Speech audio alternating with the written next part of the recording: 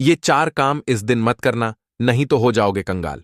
नमस्कार मित्रों, भगवान शिव ने माता पार्वती को बताई ये 4 बातें जो महाशिवरात्रि के दिन गलती से भी नहीं करनी चाहिए।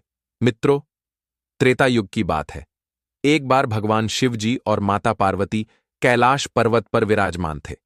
तभी देवर्षि नारद जी नारायण नारायण का जाप करते हुए भगवान शिव और माता पार्वती के समक्ष विराजमान हो जाते हैं। फिर भगवान शिव जी कहते हैं, कहो ब्रह्मानंदन कैसे आना हुआ। तब देवर्षि नारद जी भगवान शिव को प्रणाम करते हुए कहते हैं, हे त्रिकालदर्शी, मेरे मन में एक प्रश्न उत्पन्न हो रहा है जिसे जानने की मुझे अत्यंत इच्छा हो रही है। फिर भगवान शिव कहते हैं, हे ब्रह्मानंदन, तुम्हारे मन में जो भी प्रश्न उठ रहे हो निसंकोच होकर पूछो, मैं अवश्य ही बताऊंगा।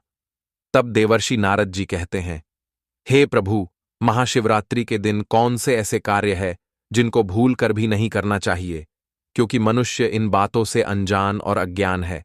इसलिए कृपया कर हमें विस्तार में बताने की कृपा करे, जिससे हम इस विषय में इसका प्रचार प्रसार पृथ्वीलोक में जाकर कर सके, जिससे मनुष्यों का कल्याण हो सके।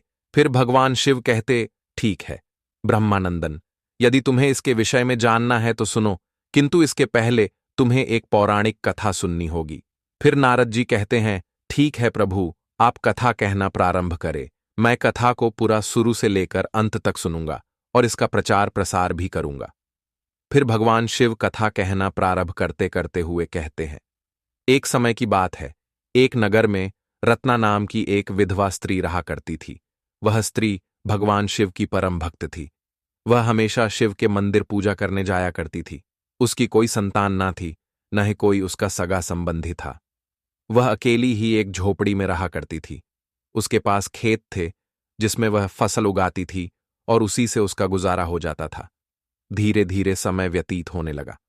वह अकेले ही अपना सारा काम संभाला करती। अब वह बूढ़ी हो चुकी थी। उससे घर के कामकाज में परेशानी होने लगी थी। अब वह बहुत मुश्किल से सारे कार्य किया करती थी, जिसकी वजह से वह बहुत परेशान रहा करती थी।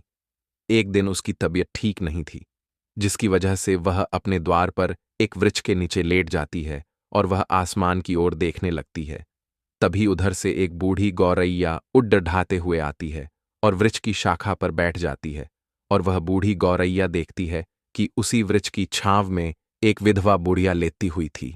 तभी वह बूढ़ी गौरैया उस बुढ़िया से मीठे स्वर में कहती है, बहन, ओ बहन, तुम क्यों दुखी हो और ऐसे क्यों रो रही हो। तभी वह बेसहारा बुढ़िया इधर उधर देखती है कि कौन है जो मुझे बहन बुला रहा है। मेरी तो कोई बहन भी नहीं है और यहां तो कोई दिखाई भी नहीं दे रहा। तभी वह गौरैया उड्ढते हुए बुढ़िया के पास बैठ जाती है और कहने लगती है, बहन, तुम इतनी उदास और दुखी क्यों हो। तभी वह बुढ़िया कहने लगती है, गौरैया बहन, मेरा इस दुनिया में कोई नहीं है और अब मुझसे कोई काम नहीं होता है, जिसकी वजह से मैं उदास और दुखी हूं। तब वह गौरैया कहती है, बहन, इस दुनिया में तो मेरा भी कोई नहीं है। चलो ठा है, मैं आपको एक कथा सुनाती हूं, जिससे सुनने से आपका मन शांत हो जाएगा। फिर वह गौरैया कहती है, परंतु इस कथा को शुरू से लेकर अंत तक सुनना। इस कथा को जो भी मनुष्य शुरू से लेकर अंत तक सुनता है, वह कभी गरीब नहीं रहता और सभी पांपों से मुक्त होकर उसे परम धाम बैकुंठ की प्राप्ति होती है। फिर वह गौरैया कथा प्रारंभ करते हुए कहती है, सुनो बहन, रसूलपुर के एक गांव में एक गरीब ब्राह्मण रहता था। उस गांव में एक धनी सेठ रहता था। वह अत्यंत ही दुष्ट और क्रूर स्वभाव का था। उसके इस दुष्ट स्वभाव की वजह से समस्त ग्रामवासियों में अत्यंत ही आक्रोश फैला हुआ था। गांव वाले बहुत ही गरीब हुआ करते थे। उनके पास बस वही खेत थे जिससे वह अपना गुजारा किया करते थे। उसी गांव में भगवा शिव की बहुत बड्ढी मंदिर थी, जहां पर प्रत्येक महाशिवरात्रि के दिन मेले का आयोजन होता था और समस्त गांव के निवासी मेले में शामिल हुआ करते थे और मेला बहुत ही धूमधाम से होता था और सभी के घरों में खुशियों का माहौल रहता था। एक बार अधिक वर्षा होने की वजह से सभी गांव वालों की फसल खराब हो जाती है और सभी उदास हो जाते हैं कि अब क्या होगा। मेरे खेतों में तो फसल भी खराब हो गई है और हम सभी गांव वालों का कमाने का कोई दूसरा स्रोत नहीं है। अब हम और हमारे बच्चे वर्ष भर क्या खाएंगे। सभी बहुत परेशान थे, जिसमें से वह ब्राह्मण कहता है, परेशान होने की कोई आवश्यकता नहीं है। यदि आज हमें दुख मिल रहा है तो कल हमें अवश्य ही सुख मिलेगा। भोलेनाथ, अवश्य ही हम सभी के दुखों का निराकरण करेंगे। यदि शिव में आस्था है तो हर उलझन में रास्ता है। वह हमें कोई न कोई मार्ग अवश्य ही दिखाएंगे। यदि उन्होंने हमें जीवन दिया है तो जीने का सहारा भी वही बनेंगे। इसलिए हमें चिंतित होने के बजाय कोई दूसरा रास्ता खोजना चाहिए। फके रात हो जाती है। सभी अपने अपने घर वापस चले जाते हैं।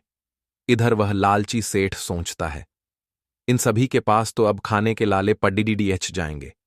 इसलिए अब इन सभी गांव वालों को बहला फुसलाकर इनकी जमीन कम दामों में अपने नाम करवा लूंगा और अच्छे दामों में बेच दूंगा, जिससे मुझे बहुत सारे धन की प्राप्ति होगी और मैं फिर इस नगर का सबसे अमीर आदमी बन जाऊंगा। ऐसे गांव वालों के खिलाफ साजिश रचने लगा। वह अब सभी गांव वालों को मुफ्त में ही शुभ और शाम का भोजन करवाने लगा और साथ में ही जिसको जो भी पैसों की जरूरत पड़ डढ़ियाती उसे वह धनी सेठ मुफ्त में ही दे दिया करता। किंतु सेठ के मन में चल क्या रहा वह किसी को समझ में न आ रहा था। धीरे धीरे समय व्यतीत होता रहा। ऐसे ही कुछ समय के बाद महाशिवरात्रि आ गई। फिर गांव की औरतें सुबह तैयार होकर पूजा की तैयारी कर पूजा करने के लिए आती हैं। तभी वह धनी और घमंडी सेठ कहता है कि तुम सभी यहां पूजा करने क्यों आई हो? इस मंदिर को मैंने बनवाया है और मैं इस मंदिर में पूजा नहीं करने दूंगा। अब आज पूजा करने आई हो, सभी तो पूजा कर लो, किंतु आज के बाद इस मंदिर में मत आना। इस मंदिर की जमीन को मैंने बेच दी है और अब यह मंदिर तोड़ डाकर यहां पर व्यापार केंद्र बनेगा। फिर वह महिलाएं कहती हैं, परंतु यह तो बहुत पुरानी मंदिर है और यहां पर पूजा होती है। महाशिवरात्रि के दिन मेला लगता है। यदि यह तोड़ डीएच दी जाएगी तो हम सभी पूजा कहां करेंगे? तो वह सेठ अकद्दाहते हुए बोलता है, मुझे नहीं पता, परंतु आज के बाद इस मंदिर में पूजा करने मत आना। फिर वह गांव की औरतें पूजा करके घर चली जाती है और यह बात गांव के रघु शर्मा ब्राह्मण से बताते हैं। रघु शर्मा ब्राह्मण यह बात को सुनते हैं तो सभी गांव वालों को इकट्ठा करते हैं और सभी से कहते हैं, वह हमारे मंदिर हमारे गांव की सबसे प्राचीन मंदिरों में से एक है। वह हमारे दादों परदादों की सबसे पुरानी भगवान शिव की मंदिर है, जिसकी कृपा पूरे गांव में रहती है, जिसकी वजह से हम सभी को खाने की कभी कोई कमी नहीं हुई है। और यदि इस वर्ष हमारे खेतों में फसल नहीं हुई है और फिर भी हम सभी को भोजन मिला है और वही दुष्ट सेठ ने दिया है, यह भी भगवान शिव के द्वारा ही हमें प्राप्त हुआ है। यह सब उन्हीं की कृपा है और हम सभी ग्रामवासियों की भक्ति की कृपा है। इसलिए हमें कभी भी भूखे पेट सोना नहीं पड़ है। इसलिए हम सभी मिलकर एकजुट हो जाएंगे और यह प्राचीन शिव मंदिर तोड़ डहने नहीं देंगे। फिर सभी की आवाज आती है, हाँ नहीं तोड़ डहने देंगे, हम शिव मंदिर नहीं तोड़ डहने देंगे। और सभी आपस में कुछ देर तक बातें करते हैं कि कल हम सभी जाएंगे मंदिर और देखते हैं कि कौन रोकता है। सुबह होती है और गांव के सभी पुरुष मंदिर में जल चढ़ाने जाते हैं। सभी इकट्ठे होकर मंदिर पहुंचते हैं और वहां देखते हैं कि लोहे की तारों से मंदिर को चारों ओर से बांधा गया है, जिससे उस मंदिर में कोई भी व्यक्ति प्रवेश न कर पाए। यह दृश्य देखते ही सभी को अत्यंत ही क्रोध हुआ और फिर सभी ने मिलकर उन लोहे की तारों को तोड़ मरोड़ कर फेंक दिया और मंदिर में पूजा के लिए आगे बढ़ते हैं। तभी वहां पर वह दुष्ट सेठ आता है और कहने लगता है, रघु शर्मा, क्या तुम भूल गए हो कि यह मंदिर किसकी है? यदि भूल गए हो तो हम याद दिला दे। फिर रघु शर्मा ब्राह्मण जी ललकारते हुए कहते हैं, नहीं सेठ जी, हम बिल्कुल भी नहीं भूले हैं, हमें सब कुछ और बहुत अच्छे से ध्यात है। सेठ कहता है, रघु शर्मा जी, आप एक ब्राह्मण हैं और हम यह नहीं चाहते कि किसी ब्राह्मण का अपमान मैं करूं, इसलिए आप सभी को बता देते हैं कि इस मंदिर में पूजा कोई नहीं करेगा। तब वह ब्राह्मण कहता है, ऐसा कदापि नहीं हो सकता। तुम्हें घमंड है कि यह मंदिर तुम्हारे ही परदादों के हाथों बनवाई गई है, इसलिए यह मेरी है। पर शायद तुम यह भी भूल रहे हो कि इस मंदिर को हम सभी के परदादाओं की दी हुई जमीन और सभी ग्रामवासियों के सहयोग से बनवाई गई है। इसलिए इस मंदिर पर तुमसे ज्यादा हम सभी गांव वालों का हक, इसलिए हम मंदिर नहीं तो ढाने देंगे। वह सभी गांव वाले इकट्ठे हो जाते हैं और मंदिर नहीं तो ढाने देते हैं। फिर वह रघु शर्मा ब्राह्मण उस दिन उसी मंदिर पर सो गए थे और उन्हें के स्वप्न में फिर भगवान शिव दर्शन देते हैं और कहते हैं, रघु शर्मा, इस मंदिर में बहुत बड्ढे मेले का आयोजन करो और भंडारा करवाओ। और कहते हैं, रघु शर्मा, मैं हमेशा की तरह तुम्हारे साथ हूं और अंतर्ध्यान हो जाते हैं। तभी ब्राह्मण की नींद खुल जाती है और सोचने लगता है, मेरे खेतों में तो फसल भी नहीं है और यह कैसे संभव होगा, मेरे पास तो कुछ ही पैसे हैं। फिर सुबह होते ही यह बात उसने अपनी पत्नी को बताई। उसकी पत्नी ने फिर कहा, स्वामी, यदि आपके स्वप्न में स्वयं भोलेनाथ जी ने कहा है तो आप अवश्य ही भंडारा करवाओ और मेले का आयोजन करो। ये लो, मेरे पास कुछ गहने हैं, इसे आप बेच दो और इससे जो भी पैसे मिले उन्हीं का भंडारे की सामान्य ले आना। फिर वह ब्राह्मण उन गहनों को बेचता है, किंतु वह कम दामों में ही बिकते हैं और उनके पास थोड़े ही पैसे हो पाते हैं, जिनको लेकर वह घर जाता है और काफी चिंतित रहता है। सारी रात वह यही सोचता है कि कल ही तो मेले का आयोजन है। मैंने पूरे नगर में ढिंढोरा पिटवा दिया है। मेले में भंडारे का और नगर के सभी व्यक्ति भी आएंगे। यदि मैं भंडारा नहीं करवा पाया तो पूरे नगर में हमारी बदनामी होगी। फिर सुबह होती है। वह ब्राह्मण उठता है तो उसके घर के सामने बहुत से खाद्य के भंडार लगे हुए थे, जिसमें से आटे की बोरियों के छल्ले लगे हुए थे और बहुत सी सब्जियां रखी हुई थीं और मसाले भी थे। बस देरी थी भोजन बनने की। रघु शर्मा ब्राह्मण देखकर चौंक जाता है कि जिसके यहां खाने तक को अनाज नहीं था और घर के बाहर ढेर लगे हुए हैं। फिर उधर सामने ही एक व्यक्ति बोरियों को रखकर अपनी बैलगाड़ी पर चढ़ने जा रहा था। फिर उसे रोककर रघु शर्मा ब्राह्मण ने पूछा, भाई, यह सब आप यहां क्यों लेकर आए हैं? तब वह व्यक्ति कहता है, ब्राह्मण देवता, कल रात को आप ही तो यह सब आपके घर ले आने के लिए कहा था और उसके बदले में मुझे बहुत सारे पैसे दिए थे, तो मैं वह आज ले आया। फिर इतना कहते ही वह ब्राह्मण को प्रणाम करता है और वापस चला जाता है। फिर रघु शर्मा ब्राह्मण को यह समझने में तनिक भी समय नहीं लगा कि यह सब शिव की कृपा है और वह शिव को धन्यवाद करते हुए अपना कार्यक्रम शुरू करता है। मेले में हजारों की संख्या में भिड्डें लगती है और सभी को रघु शर्मा ब्राह्मण अपने हाथों से भोज परोसते हैं और सभी खाकर ही जाते हैं।